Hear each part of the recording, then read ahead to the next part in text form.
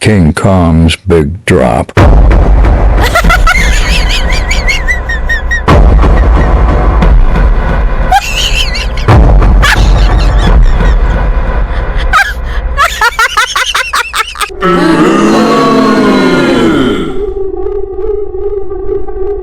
The skies above the city were abuzz. People were looking up, shielding their eyes from the sun, as the enormous silhouette of King Kong descended gracefully, or as gracefully as a 50-foot gorilla can.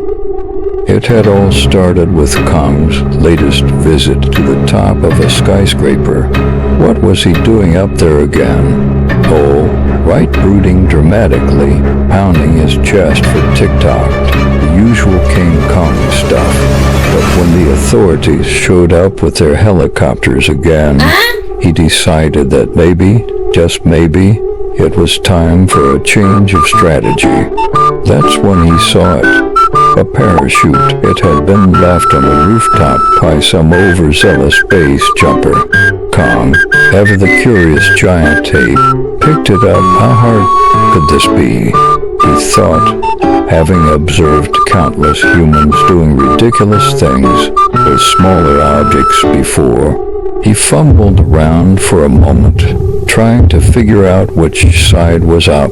Eventually, he draped it over his back and tied the harness with fingers bigger than tree trunks. Okay, Kong, he muttered to himself, his deep gorilla voice vibrating the windows. Let's do this. With one powerful leap, he launched himself off the edge of the building. The parachute opened with a loud whoosh, much to the amazement of the onlookers below. There he was, King Kong, floating down from the heavens, a giant smile on his face as if he'd just won an Olympic medal in skydiving. The parachute struggled, of course, because no parachute in existence was ever designed to carry an ape of his proportions. It flapped like a tiny bedsheet in the wind, while Kong's massive frame dangled beneath it. He passed by an office building, where a bunch of stunned office workers mid-coffee break looked on in disbelief. One guy spilled his latte all over his boss, but neither of them noticed because, let's face it, King Kong parachuting past your window was not a typical Monday sight. As Kong continued his descent, he caught a glimpse of a news chopper. He waved. Naturally, the news anchor inside could barely keep his composure. We have a giant AP parachuting live on camera. I don't even know anymore. Finally, after what seemed like an eternity, or maybe it just felt that way because watching a massive gorilla float down is mind-numbingly surreal. Kong landed in Central Park. Well, more like belly flopped into it.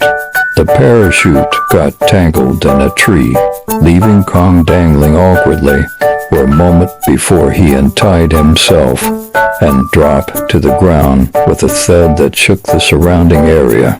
He stood up, brushed off his fur, and gave a triumphant fist pump. The crowd that had gathered erupted in cheers.